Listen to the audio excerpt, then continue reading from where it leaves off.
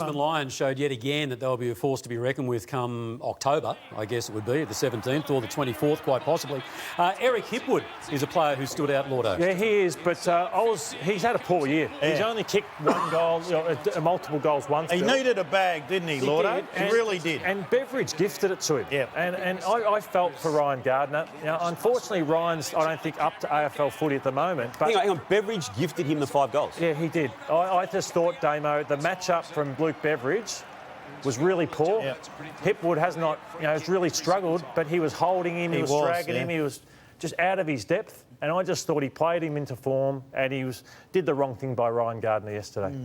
The dog season has been a roller coaster in form, in and out of games. And last night they were playing great football against Brisbane Lions. They were 2 points up with 7.5 minutes to go before half time. And then just a few brain fades, a few players not picking up men.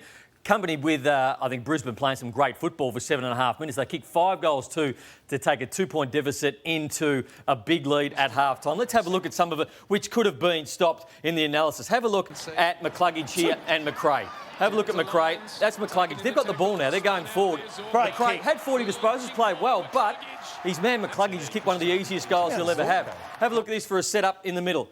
Look at all this space where they've got here. Obviously, Bontempelli, that's a hard tap to get it to Bontempelli, straight out of the middle. There was only one side that was going to win that out of the stoppage, and that was the Brisbane Lions. They kick a goal here to McStay. They go in, kick a pretty easy goal. So that's 2 goals. All of a sudden, the Bulldogs are on the back foot. Have a look at this chase just after that from Berry. Have a look at the intent that he shows to get this footy back. Now, this ball goes out the other side. Now have a look at the intent of a couple of players here. One Smith. We've got Lincoln McCarthy running past 2 players out the other side, and then they go down and kick a goal. Another one. Have a look at Caleb Daniel here up against a young player in Bailey.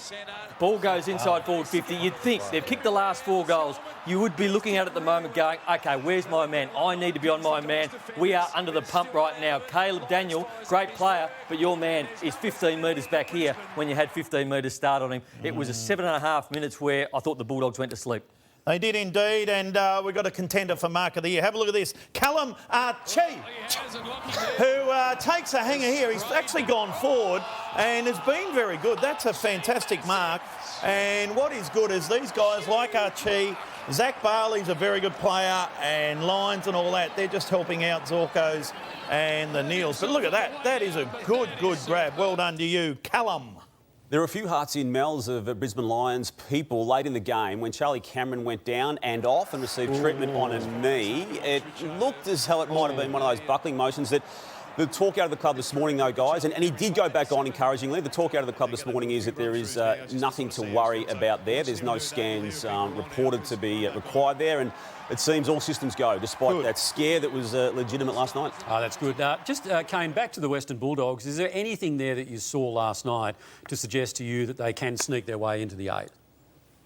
They're good, and the difference between they're good and they're bad is far too great, TJ. So actually just looking at the ladder now, I think it's reasonably settled. I can't see any changes to the ladder. Collingwood in 8th at the moment. Bulldogs are in 9th. Essendon in 10th. I know they've got a game up their sleeve. Essendon play Gold Coast next. The loser of that's probably out. But in terms of the top 8, I reckon at this point of the year it's usually set, and I don't think it's any different this year.